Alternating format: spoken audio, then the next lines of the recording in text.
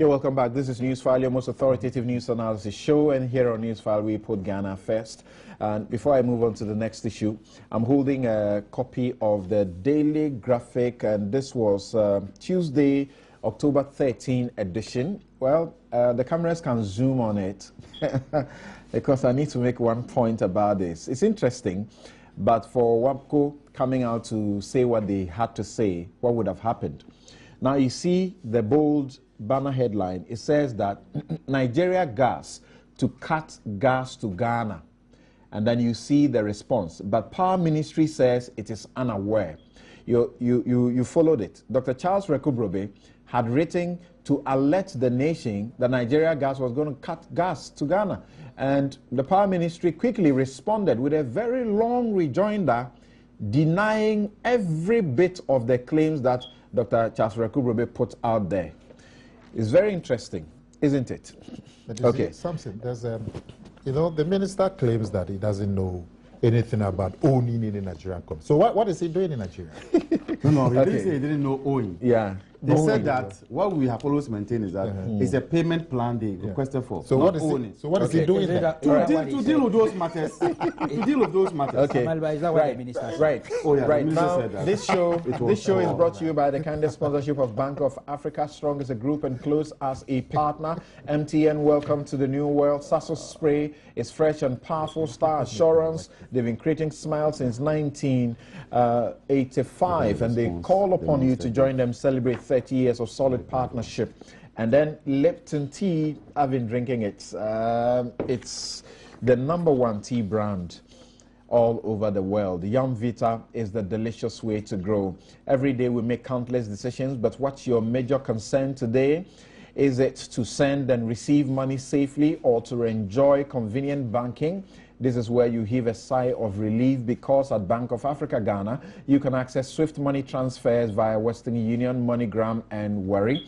Bank on the go with their electronic banking products, including B-Web and B-Mobile. And also, you can pay your fees and utility bills. Now, that is time, value for your time. Visit any of Bank of Africa's branches nationwide for more information. Bank of Africa, strong as a group and close as a partner. How big is your dream? Are you on MTN? Your MTN number could change your life with MTN Dream Number. Win up to 10,000 cash daily. 10,000 cash daily.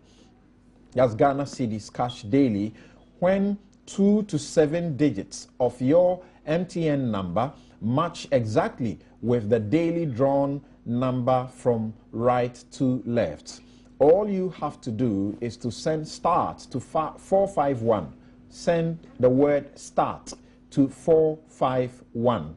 451 to subscribe daily for only 60 purse worth. Your MTN number could make you rich. Terms and conditions apply. Join MTN today and say welcome to the new world. MTN, everywhere you go. Star Assurance, they make sure that you don't even feel that the dangers that exist in this world do exist at all. Insure with Star Assurance today and be part of the smiling family. Star Assurance, creating smiles since 1985. Let's go. Let's celebrate 30 years of solid partnership. You can log on to starassurance.com or visit any of their offices nationwide. You could call them 030-224-0632 and enjoy solid insurance all round. Star Assurance, that is your solid partner. Sasso Spray kills mosquitoes, cockroaches, houseflies, ants, and other crawling and flying insects. Sasso mosquito coil is smokeless. Sasso Spray leaves a sweet lemon fragrance in your room till the next day. Sasso mosquito coil and spray, they are free from catarrh, headaches, and chest infection. Insist on them anytime you want an insecticide spray. Sasso mosquito coil and spray, the best on the market. Sasso. Kumentuntum Preko. And the Habitat Fair is coming on again. Are you into real estate development? Do you sell housing products, looking for an opportunity to meet your potential customers? sign on to the Kumasi edition of the Multi-TV HFC Habitat Fair, which comes off at the Round Pavilion of the Golden Tulip on the 27th to the 29th of November 2015. 27th to 29th of November 2015. To exhibit your housing products and services, please contact the following numbers: 0540 106 344, 0540 111 945, or 024 2737 631, 024 2737 631. Remember, 2015 Habitat Fair Kumasi is under the theme Affordable Housing and Renewable Energy. Habitat Fair 2015 is brought to you by HFC Bank, Possible Together, Sethi Realty. Fair and affordable housing is the basic right for all. Noble Realty. Own a noble home property today. Multi-TV, just thrills. Thank you very much. Now, let's get to do some more of the issues that we have to discuss. And we are talking about corruption. How are we going to ever win the fight against corruption in Ghana if we don't use the ANAS principle? Everybody will deny that they are connected in one way or the other with any corrupt activity. The Afrobarometer surveys will continue to say the police are corrupt, will continue to say parliamentarians, there is corruption there, perception survey. It will continue to say that there is a perception of corruption in the judiciary. Well, until a few months ago, we couldn't say it is just perception. Now, we are able to say there is real corruption in the judiciary. Members of Parliament have been angered by Professor Stephen Adair, former rector of GIMPA, for making these comments. Let's hear Professor Stephen Adair and what he had to say. Statistics show that 80% of all people who will go to heaven make their decision for Jesus Christ before the age of 18. 80%. The children should grow up knowing Jesus Christ, and then in their heart, if we do so, we won't have judges who collect bribes to prevent justice. We won't have politicians who been privileged, every need of theirs met, that at least 8 in 10 politicians in Ghana are glorified thieves. We have to stop it. And now says he's going to produce one on the executives and on the parliament, and we shall see. The other day somebody asked me some question. I was so shocked. He said, Stephen, did you give bribe to parliament for them to pass Gimpe's law? Not knowing that now, if you want to parliament to pass anything else, not only do you go to the committee and bribe them, but after they have gotten their share, they ask you, where is our laptop? In other words, you haven't made provision for our girlfriends. This is Ghana. It's a time that we must rise unless the righteous stand up. And it is for us to lay down the foundations of righteousness in the next generation. Train your children to be leaders, but servant leaders in wherever they are. That's Professor Stephen Adair. Now, Kweku, he's come under such attack from some members of Parliament, particularly because he pointed at them, and some have actually said he should be hauled before the House's Privileges Committee for contempt, so that he can explain himself what exactly he meant. What do you say? Well, you know what, I like him. Yes, I admire him. He has a very solid track record in terms of public service. He did a lot to re-engineer GIMPA, you know. So he's somebody I have huge respect for. And you see, considering his stature in society, whatever he says would have some ripples, you know. And so I'm not surprised at all that we are back to the issues that confronted Parliament not too long ago. some of us, even do respect Parliament a lot, cautioned that we didn't want a situation where it become recurrent. Parliament always dragging people before it for contempt. It has to be done off and on. So this is a very serious thing. But the statement made by Professor Adai was quite explosive. You know, 80%. It reminded me of Black Rasta. It's a categorical thing. You know, you remember Black Rasta went in the same direction. About 80% of the MPs smoked marijuana. Yeah. So there's a certain specific here, as if there's very clear-cut evidence to that effect.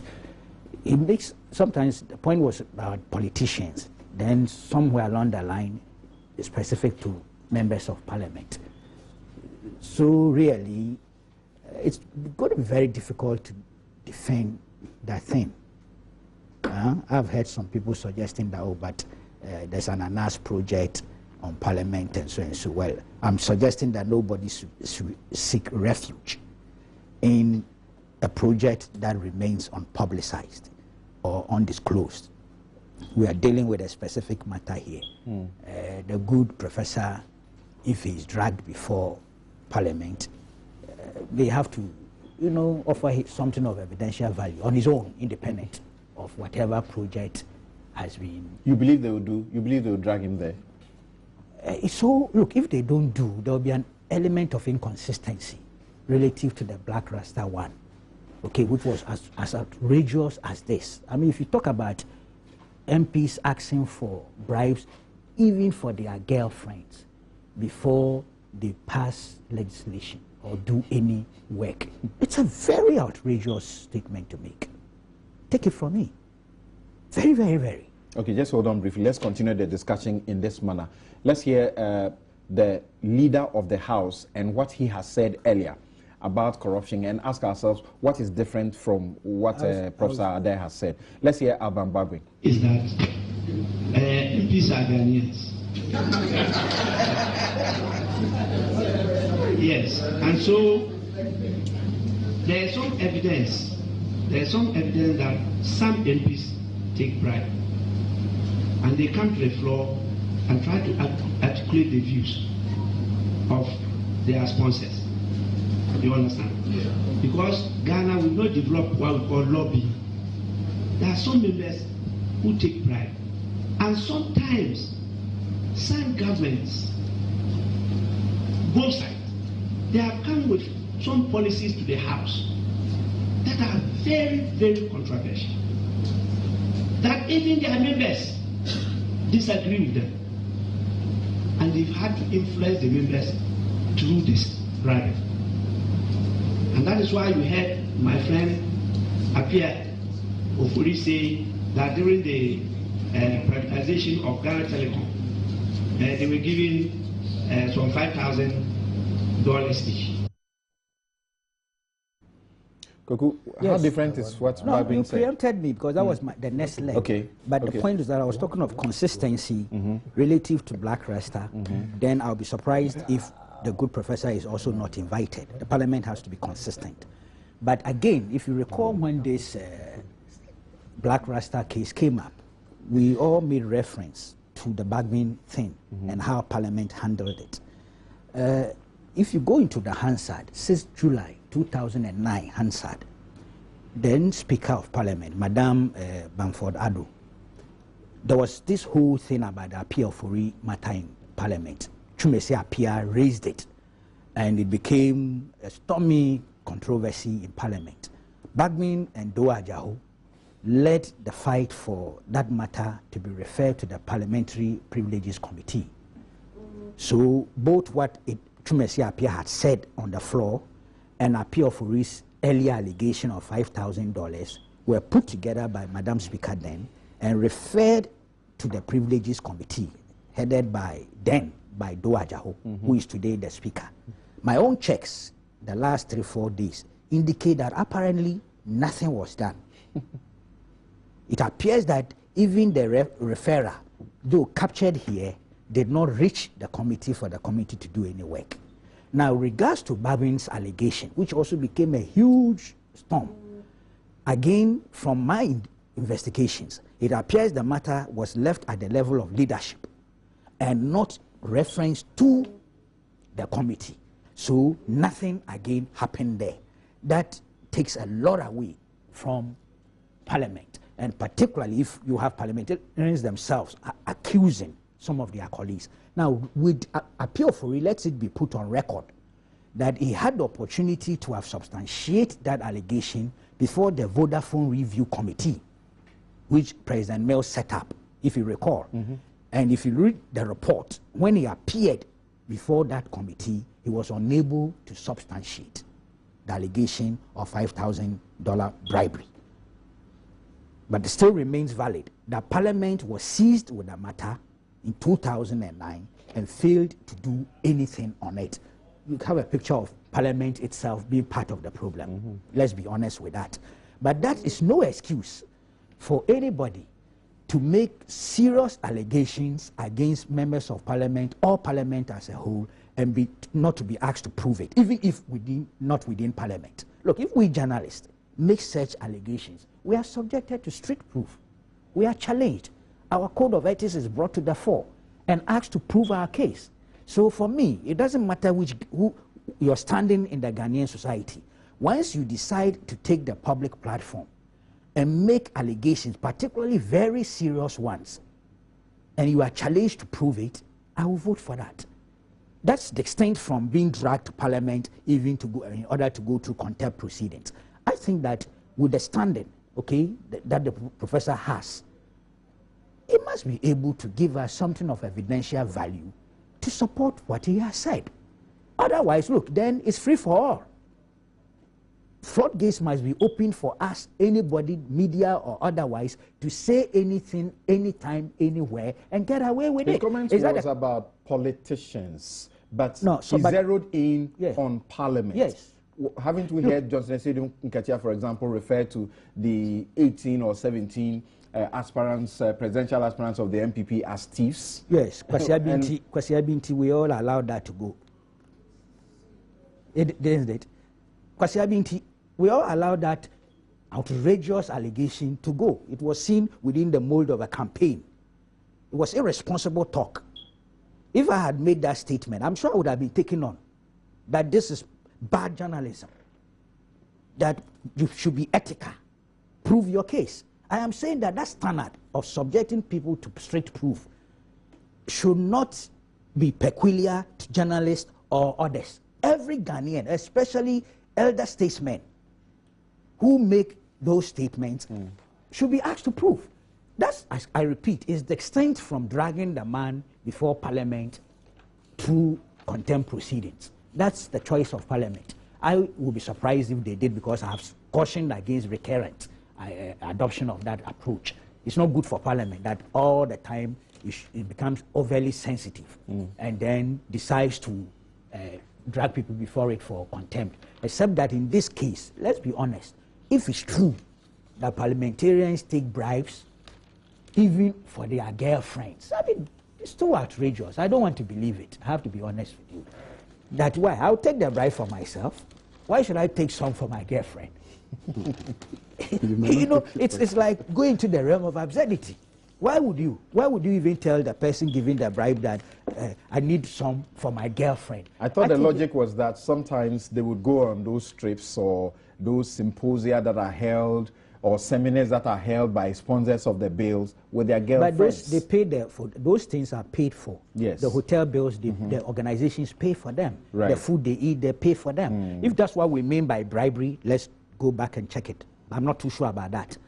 Okay? This one, I thought it's a covert conduct, some covert act. Bribe is not done in the open. You see, unfortunately, we'll wait to see whether there is any project that will authenticate that. I'm sure when we come to the next leg, because I see another case there, I need to hold my fire. Right. Now, Doc, Professor Ajuman Bedu Akosa was associated with some of these comments on a different platform, and also did an article really in the October 13 edition of the Graphic, and he says It's in page 10 of the opinion section. He says at a point, the title is The Corrupt Incorruptibles. It gives you an idea what he's talking about. And then he says here that it is those who take all Ghanaians for granted and tempt fate by casting themselves as politicians, trying to cloak themselves as incorruptible, that should get all of us mad.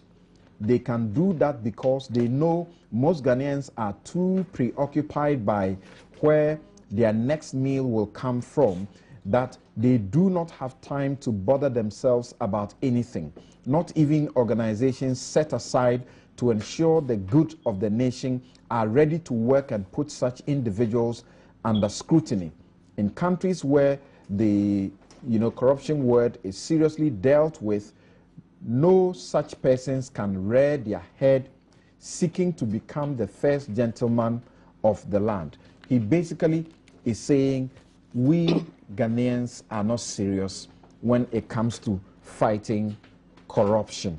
He actually says here that we are not serious about rooting out corruption. Neither are we keen to deal with indiscipline, the two ills against progress and success. The point is, why should all guns go blazing because Prosade has said what he had to say? Okay.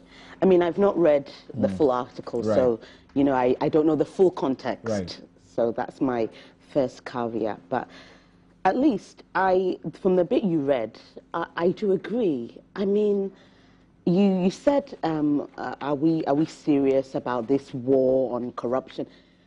I didn't know there was a war on corruption. Is there a war on corruption? It's news to me, and I'll explain. I will explain. Kuku says you are being sarcastic. Yes, he said I'm being sarcastic. But no, but I will explain why you've asked for us to substantiate our claims.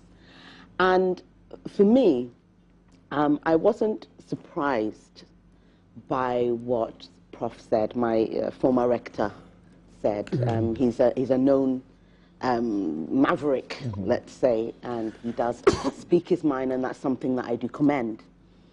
And I also think that this is not new. It's not new news. It's not something we have unheard of, that has been unheard of. Let's not behave like the proverbial ostrich. We've heard this on many occasions. And for me, corruption is not a cause of our problems. It's a symptom. It's a symptom of one of our malaises as a society, of our ills. And we have to look at the moral fabric of our society. What do we value? What do we uphold? What do we respect? What do we revere, etc.? And you'll find that increasingly we're becoming a more materialistic society. So we respect, we uphold the people who seem to be doing well, in inverted commas. So the ones that drive the big cars, wear the nice clothes, go to the right places, etc. And that's go to the expensive places. Yeah, exactly. I should have said that. And that's what we are revering. So that's our underlying value, or one of them, not the only one. It's not that simple. So when you have that as one of your underlying values, you shouldn't be surprised that one of the symptoms or one of the outcomes is corruption, where people do things that lack honesty, that lack integrity. And we need to remember that corruption thrives in secrecy. It extinguishes when you expose it to the lights or to transparency. So we need to understand that. And, I'll go back to when I said about, are we waging a war? We've had some very high-profile cases in this country where certain elements of corruption have been exposed. We've had JIDA, we've had SADA, and we've had the national service, etc. Just yesterday, about 160 plus of the national service personnel who have been indicted in that scam were dismissed. Okay. That's good. It's very good. And the statement said that this is the product of the president's crusade against corruption. So there's a war against corruption. I'd say a battle, maybe not a full war. But I think that if you look at some of the cases where certain companies were given monies for jobs, to do jobs, and they were not done, do we know exactly how much has been paid back to our coffers? If they've not paid back the debt or they've not honoured... We know some have not paid a dime. Then what is being done? That's what I call a war, yes?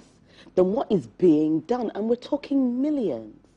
We've said that, you know, our coffers are virtually empty. We need money. We need more money in the national purse. If we're very serious, if a war is being waged, then surely when millions and millions is owed to us, and it's been discovered, and it's been got through forms of bribery and corruption, yes, or through corruption, I should say, more specifically, then we should be tackling that head on. Our donor partners are reading these pieces of news, and yet they are giving us money. Well, I'm not privy to exactly what how they decide to give money. I mean, obviously, Ghana must be doing certain things correctly in order for them to be still giving us money. But we shouldn't be complacent. That shouldn't be our yardstick for measuring how well we are doing as a nation. I mean, I don't know why most Ghanaians don't get incensed when things like this happen. I mean, I think we're too quick to vilify or castigate individuals rather than look at the merits of the actual case. I know when you make certain claims, you should provide evidence, and I do agree with that. But having said that, I think that, you know, we need to investigate our institutions, especially ones like Parliament that are so central to our democracy. If these allegations are true, why is it allowed to occur? Why is it allowed to fester and rot and develop? I mean, from what was said, that I think it was Honourable Bagman that was saying that some members of Parliament take bribes to pass bills, and even sometimes when their governments are in power, they still take some kind of bribes in order to pass bills if they disagree with them. Why do they do that? You know, I'm always one that has advocated... Mr. Barbing explains that it's not bribe. If I have to be, you know, transported to Akosombo for a meeting by the women's group who want us to pass a bill on spousal, you know, rights to property and all of that, and it is being supported by Danida, for example, and they are all over the place, Danida and Co. They are paying our bills almost every place. Now, yes, if they take us there and they give us transportation, you know, per diem, is that not, that's not bribe? That's not what he said initially. He talked of corruption, bribery. It was when he was put under pressure that he brought in this element. It says some members are known to take money and come and advocate the positions of their sponsors. That's different from the payment they do at the hotels and the rest. Right. Okay, very interesting there. Nana, so what do you say when Bagbing says, look, I agree with Professor Adai to the extent that he says some members of Parliament actually take bribes. I agree with him on that score, but the portion where he says, you know, laptop, girlfriend, money for girlfriend, he should be called to the House to explain that. What do you say about that? Yes, Samson, you had earlier talked about some surveys about corruption. It occurred to me that the two major surveys that have reported on corruption, the IEA-1 and the Afrobarometer, are all mentioning the Office of the President as they perceived to be the second most corrupt institution. Now, corruption has to be set by leadership. And when you have the executive leadership itself being perceived as corrupt, it compromises the society's ability to fight corruption. And you also talk about the ANAS principle as one way of providing solid evidence. And it reminded me that Nana Addo Dankwa Akufo-Addo at the IEA debate so far has been the only major politician in this country who has pledged that he would make the ANAS principle part of our former state mechanisms to fight corruption. Well, Professor Mills collaborated with ANAS, and ANAS even tells us that this president, current president, has carried his cameras before. No, all the presidents have collaborated with ANAS. What Nana Addo is saying is that don't let ANAS come up with a project and then you get collaboration. But the whole business of sending the ANAS type of people throughout public institutions is a valid principle that should be formally instituted as part of the mechanism. The question is, are MPs corrupt? Now, this business with Professor Dai, well, I support Kweku Bakus. At the very least, Professor Dai should be invited to the Privileges Committee so that proper clarification can be sought and given, because the allegations he made are so serious and cuts to the very integrity of Parliament. Because now, parliamentarians basically are going to become laughing stock, that they not only ask for bribery, but they have the impunity to ask for bribery for their girlfriends. In the first place, most of them are married, so having the girlfriends matter is the other one itself is a problem. Now they are asking for the girlfriends to be motivated. It's a statement that the import is to denigrate Parliament to such an extent that it has to be investigated. I don't know if the professor was speaking in a serious context or he was just joking. He wasn't joking. Because you see, he had preceded his comments by some comments about going to heaven. And he had said, and you read it, that there were some statistics that showed the people who are going to go to heaven. And he had said that those people going to heaven, they usually converted to Christianity by the age of 18. Not those going to heaven, those who make the decision. The decision to what? Yes, they make that decision when they are 17, 18, that's so. Yeah, those who are going to heaven. Yes. Yes. Now, he said that statistics show that those who are going to heaven make the decision before the age of 18. And we all know that there's no statistics anywhere about people who are going to heaven. So I thought maybe he didn't mean for his comments to be taken in a serious context. Because no, in the US, they do these statistics, so it's about where he's bringing it. No, I think the premise was about people accepting Christ. He was speaking to a group of Christians and exhorting them on the need to train the younger ones to be righteous at this time, so that when they grow, they will not become judges who take bribes, as he says. Yes, but he had also said that statistics about going to heaven. And I'm saying that all of us know that we don't know anybody who's gone to heaven and anybody who's going to give a stat. So I see. Yes, so if he says that, maybe he wanted his comments to be taken in a certain context. Because obviously, if anybody came here to tell us about statistics on going to heaven, we will laugh. So I don't know. But he needs to be invited to the Privileges Committee to go and clarify that, oh, I didn't mean it in a serious context. Because I have been a member of Parliament before. I have never asked anybody for a bribe before I would do my work as an MP. Indeed, what people do, they'll take from you all the time. What will usually happen is that, like you said, you are invited to a workshop, what do you call it, a sensitization workshop on some pending bill. That they want Parliament to pass the bill. They want Parliament to get a deeper understanding of the bill.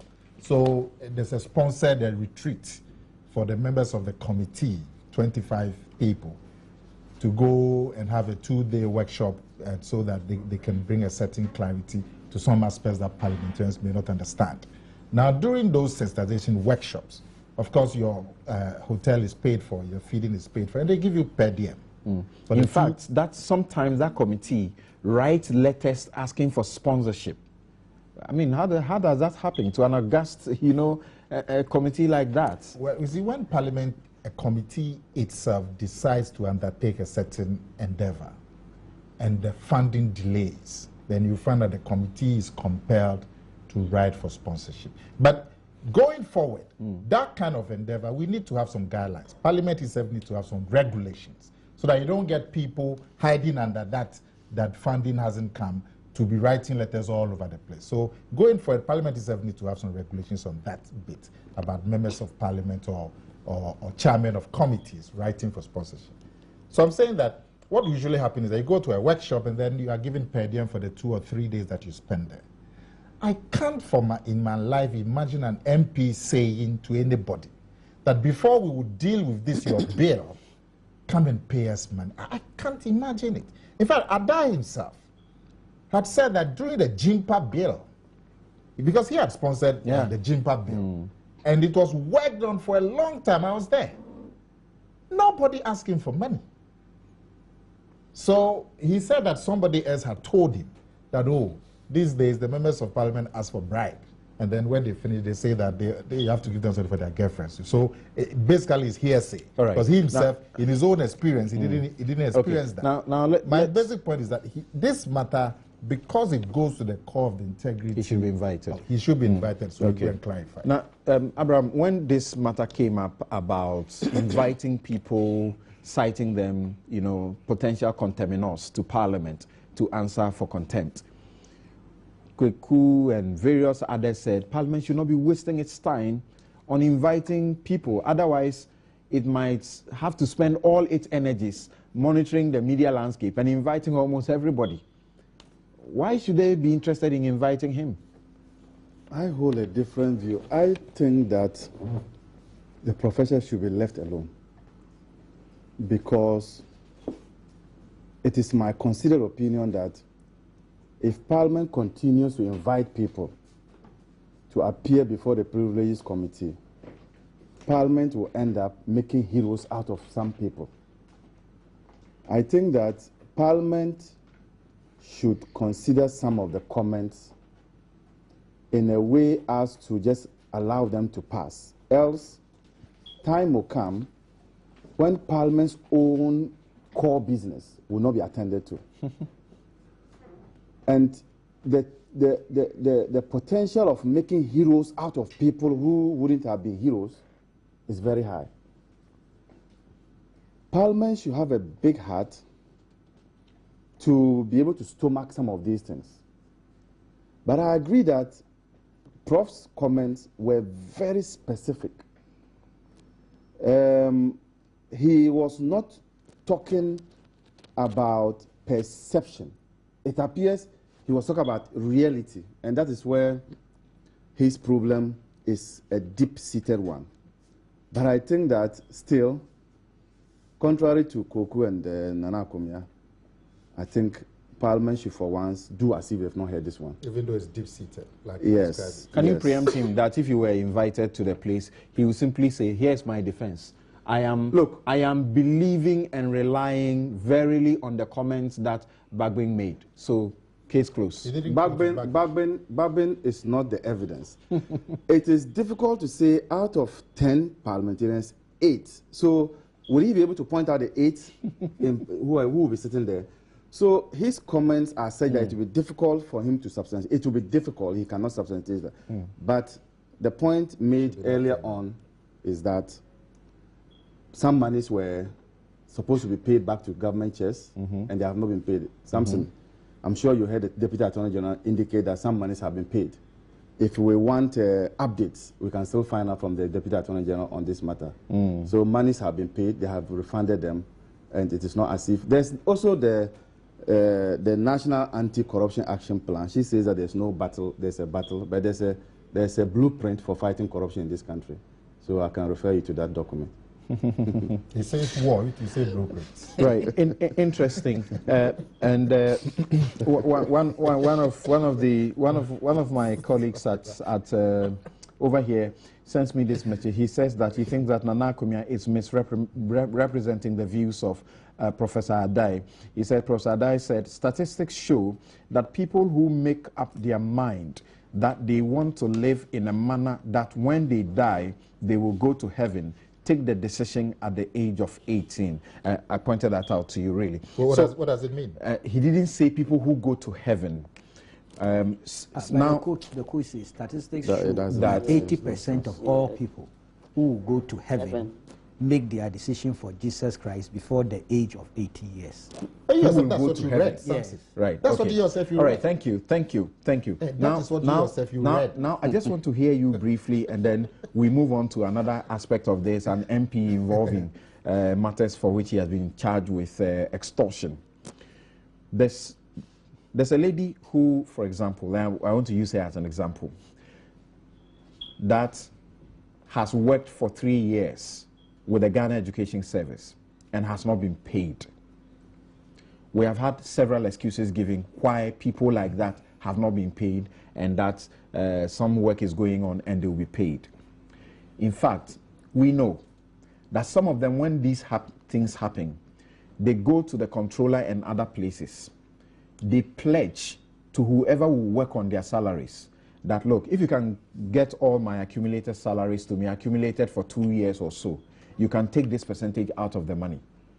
And there's a fast-track process that gets them paid. That's the allegation they are making. And this lady says, for example, that she knows some of her colleagues who are in her situation. They agreed to give 40% of the money, and it was processed, and they were paid. She didn't agree, so 3 years, she's still not paid. So that's how we fuel the corruption. We are to blame. Yes. I mean, for me, yeah, I think, you need to look at corruption not just on an individual level, but on a systemic level. There's certain systems and structures that promote or encourage corruption. That is one. And sometimes it costs dearly to go by the book and to do what's right, yes? And not succumb to having to pay bribe to get what is duly yours. But sometimes I think we need to look at what structures are in place, yeah? So this person, I don't know whether it's a fictional character or whether this person... It's not fictional, the reality. person, okay, the person exists, yes? She's being penalized because she will not compromise, rather than being hailed, rather than being encouraged, rather than actually people patting her on the back. Because if you look at it in the long term, agreeing to pay that 5%, 10%, yeah, has in the long term worse consequences than if you hold your guns.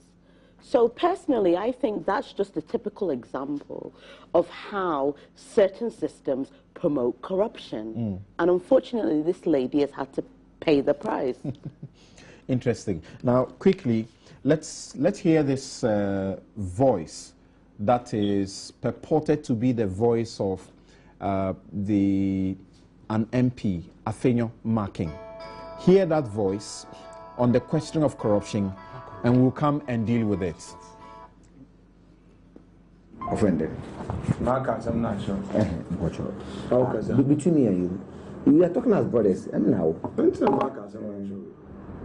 Who's in the impediment? Now, it's 1 million Ghana. You said first, it is where we are killer. You can gymnastics or court will throw us some now. Dismiss case in here Supreme Court rules. Period. Supreme Court will rule. Will be a new shaker. Supreme Court will rule. Supreme Court has ruled. So that when any space where you need my for Supreme Court, no other, Supreme Court has ruled. Now, what if it raises the 250,000 that was paid now? Oh, Nazan, and I only am way. But we have to draw on your space. And now we have Bono, you've forgotten that the withdrawal is what makes him not certain. And now you've forgotten. on the way in space. Without it, over to wait. No, maybe so. Without it, couldn't have a launch thing. After him, the gravity has to launch. Nankasa Nanu and then the Kuma. In Javadis, I yes, so on show good faith on your close up. He caused it. We opened, we did it. We delivered, and I deliver. We worked. He knows. Look at the reputational damage was the academic bribe. Politicians to form of us. Oh man, of course. Of course. It's only a smart man who survives adversity. Sure. Now, if he wants to negotiate, what is the? Why would he want to negotiate this when he's making over $5 million minimum? Well, that is speculative. He's making what is speculative? It's not. Are you sure? Bozo. I didn't ask now why I am. About this. For 50 million. Now you move the other side, not the company also. $50 million. Not 1 or 2 million, not the phone. I know the phone. No, the Atlas Mara. Only $50 million. Yes, that's the amount. I have the document. My exhibit.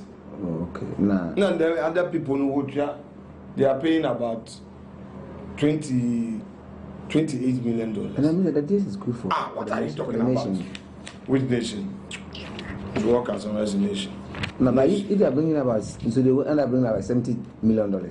That's the two companies alone. 78, almost $80 million. The two companies alone. Wow. And so what they are floating to the public. But between me and you, I beg, between me and you, what do you think would be the minimum that? How can they be minimum? We are a killer, so that you actually there. Yeah. After back a minimum. I mean, I want a casa, so that. Oh. Okay, so that's the voice that is attributed to Afenyo Markin, who is the MPP MP for Efutu. Now, just for those of you who do not have who don't understand Chi, I'll simply say this Fanti he spoke, and it's simply about the ADB's flotation of shares, and he happens to want to represent a part of the staff or so that intended to scuttle the process, and he is heard on this tape, allegedly, saying that, look, he had a way of assisting by just going there to scuttle the case by playing some legal gymnastics, so that those he was supposed to be representing would not know that he was going to do them in, so to speak. I don't know, but that's just bits that I can say. And I'll read here. The police say that they have actually invited him. There were portions of the comments that he made that people have taken serious view to. For example, the guy tells him that we ought to take the nation at heart. And he says, look, we're talking about something, we are saying nation. What nation? What national interest? Forget about it. Now, there are two persons, Jifa Gono and Stephen Kwabna Atuk, as well as, is it Fred Adomakon Williams? So 3 of them who have taken a petition to the CID, asking the CID to investigate these allegations against Mr. Markin. Now, they copied the petition to the Inspector General of Police, the Attorney General, the Ghana Bar Association, the Christian Council of Ghana, among others, including the NDC's office, really.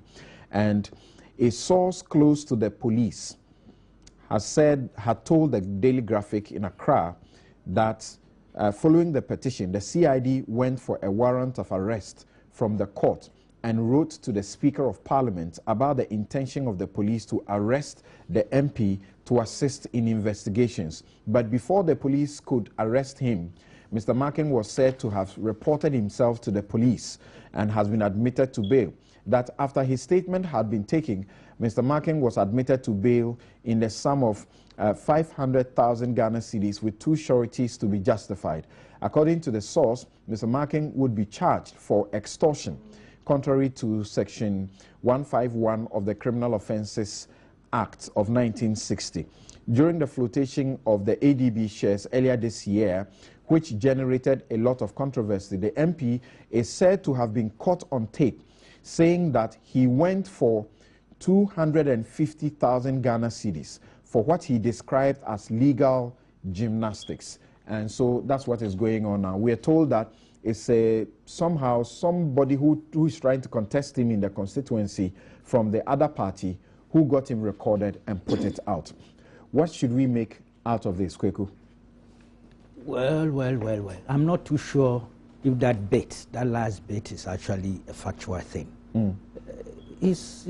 Akwame is here. Maybe, did he go contested? No, he was unopposed. Yes, so that bit is not really true. No, I'm talking about the NDC. Opposition. No. He's talking about the It's alleged that an opposition member recorded him. No. Okay. It's not true. Okay. What should we make of all of that? It's not true.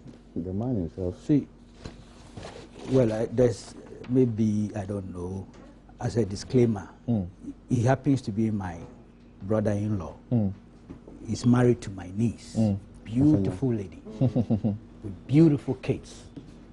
So I just want to disclose that 3 Ghanaians have petitioned the police. They've gone and lodged a complaint. The police are investigating. I've heard Markin himself declare that about 3 or 4 tapes. I've listened to about 3. He insists that some of them have been doctored. This is audio. Fortunately, it is not video, maybe for him. But police are investigating. That's okay. Those Ghanaians who lodged the complaint, I'm sure, have better, further and better particulars to back their complaint. I've been asking myself, the extortion, how did it take place?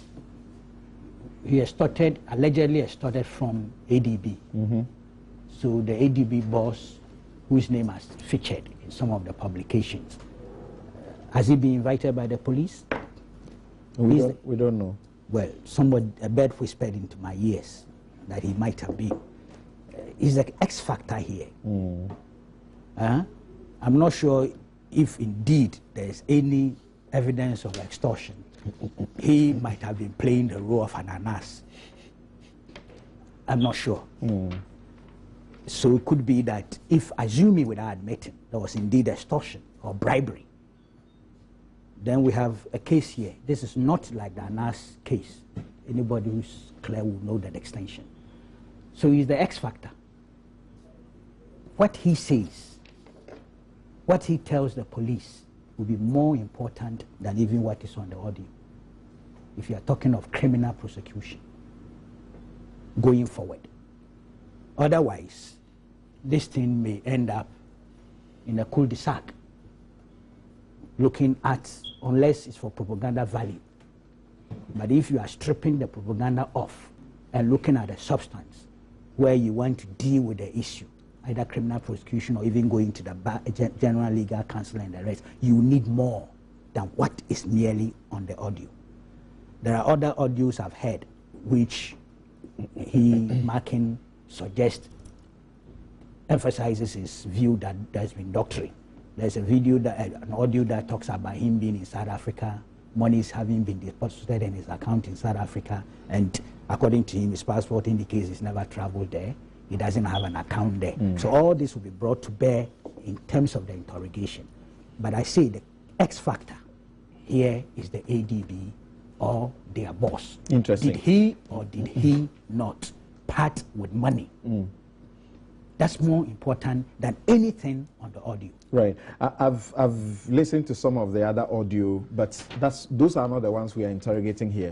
Those you may find deliberately that there may be some problems with them. But Sure. Abraham, Yes.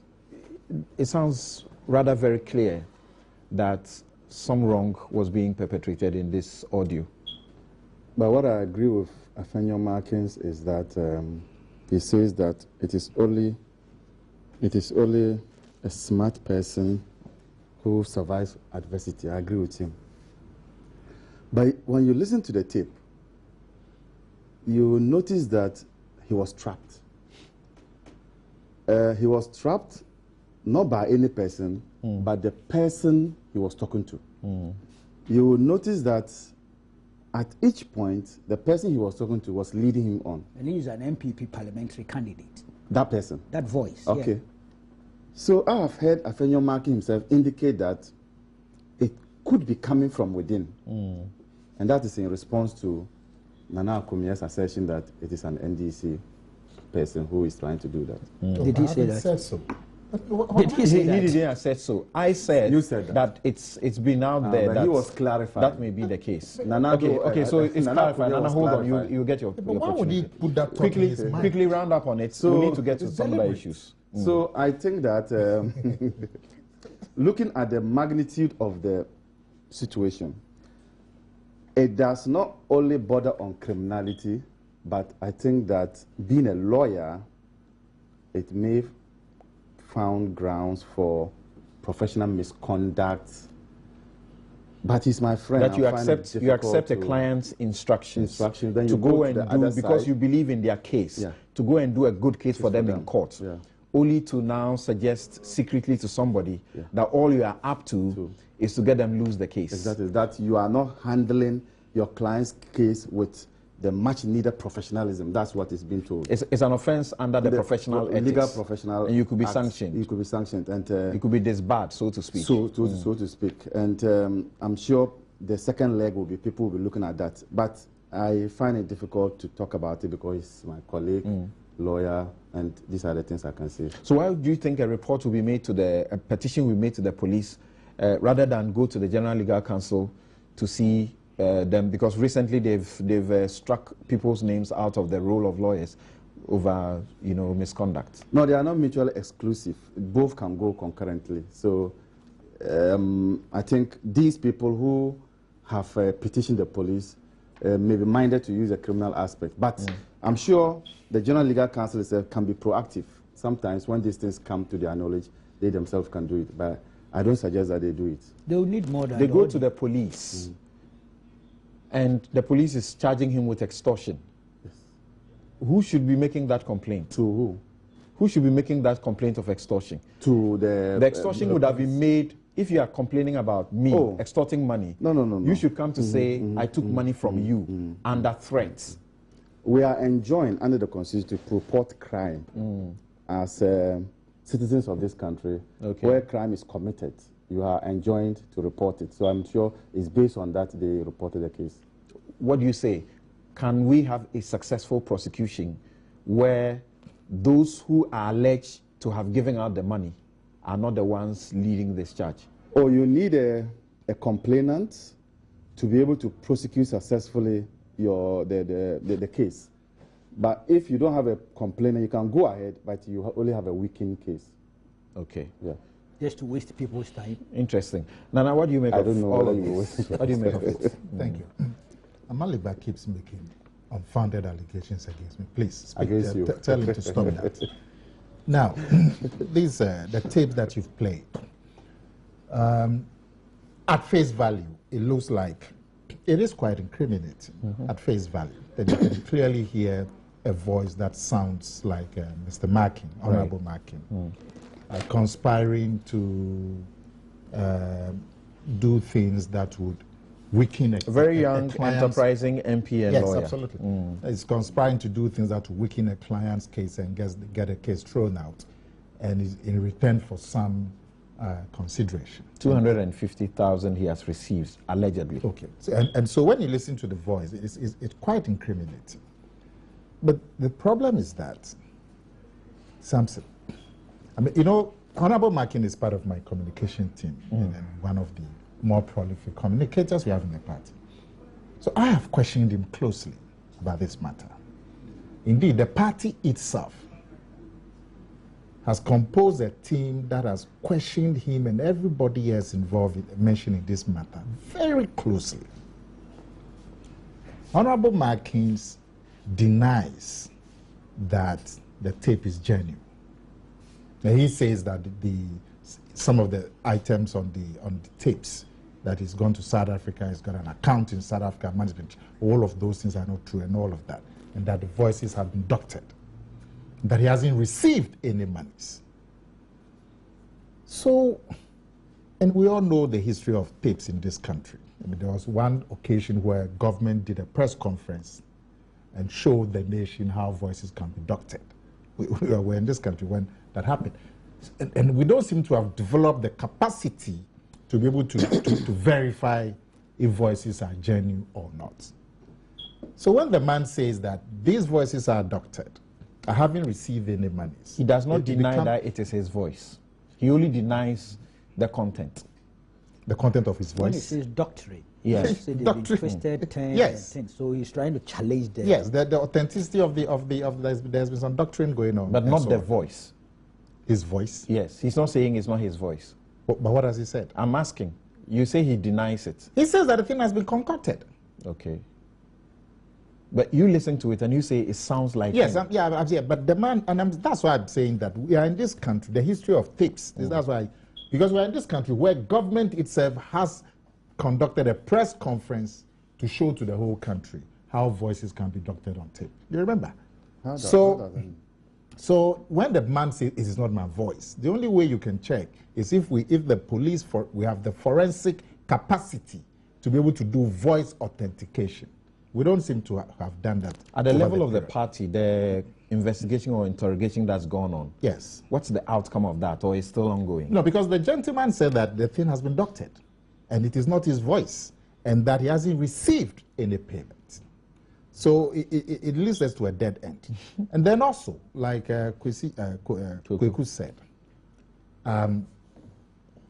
there's supposed to be some extortion. But the people from whom the extortion was conducted, or against whom the extortion was conducted, don't seem to have made a complaint to the police. Rather, and if you are not careful, it then becomes a ding-dong NDC-NPP battle. Rather, what you have is some NDC activists. Some citizens of Ghana. No, but they identify themselves as NDC activists. They are citizens of Ghana, firstly. But there should be no problem. But they have identified themselves as acting on that identity. And they actually copied the NDC headquarters. I'm saying it is good, but I'm saying when you do that, if you are not careful, you throw this into an NDC and PPD. No, but it was also copied to the NPP. He didn't why are you going to copy political parties? I mean, if somebody's committed somebody's committed a crime, why are you copying political parties? Are they part of the police? Interesting, really. Yes. So there's a problem. If the ADB against whom the extortion is supposed to have been made can come into the matter, it will then bring a certain gravity that may influence the case. My last point is that something. It looks like our fight against corruption is at best ad hoc and uneven. The police is interested in this matter, as they should rightly be. But if somebody would then ask the question, there have been several instances of corruption being brought against high government officials, some of them with documentation, signatures on documents, and so on and so forth. Clear cases of corruption, and no action. Now, this is what we are discussing now. Yeah, I'm relating it. I've said that it's a fight against corruption. Thank you very much. Thank you very much. Thank you very much. Now let me hear from Doc, and then we'll proceed to other issues. We'll take a quick break and proceed to other issues. Somebody is asking a question, for example, is the ADB complaining of any money missing? Yes. What do you say to this? No, I was just wondering from what Nana Komia just submitted, that we have a history of doctored tapes, etc. But if we've got a history of doctored tapes and tapes being edited, etc., etc., then why haven't we, in this digital age, got the technology to find out, to figure out whether or not these tapes are in fact doctored? I mean, I don't know the merits, I don't know all the evidence to do with this case, but I mean, it seems a lot of the time when these tapes do come out, the quickest refuge is the tape has been doctored. It's a very serious matter, I tell you. And when you go to court, for as long as they say, this is not my voice, I can tell you the case is dead. Because verifying the voice becomes a big issue, And in the court, you hear arguments about we have to take it to South Africa, and it never goes to South Africa. Well, if this has a long history, why can't we do it here? Yeah. If it has a long history, because I think every Ghanaian, if the allegations do hold some merit, I think it should be investigated. Devoid of whether he's MPP or NDC or whatever. Right. I think it should be. It shouldn't have that partisan element. So if we've got this history, let's get the technology. We've got the tech. I'm sure there's a technical know-how there. Let's get it on board. But the legal okay. tape was admitted, Samson. Yeah, it was admitted on a certain basis. No.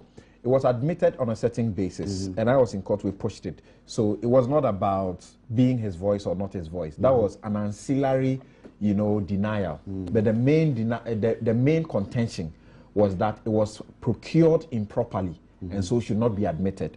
So the argument then was that whether it was procured improperly or not, for as long as it was to prevent crime, it ought to be admitted, and the judge admitted it. That was their objection to... Yes, that was their main objection. Yes. Okay. Now, very interesting messages coming in. This one says, well, when you listen to the Professor Ade, he talks about laptop. Laptop is a code name for girlfriend. If you listen carefully, the prof is saying they demand laptops, that is girlfriends, in addition to the money. They are not necessarily demanding money for their girlfriends, but they are demanding girlfriends to be furnished them. No, that's not what it says. That's not what it says. Interesting. And then quite a few of your comments also here. Well, let me take a break. We'll return, and then I'll read some of the comments that have come in as far as the corruption issue is concerned and the alleged Afenyo Markin issue too is concerned. Then we will proceed to deal with constitutional matters and press freedom as time allows us. We'll be right back. This is Newsfile.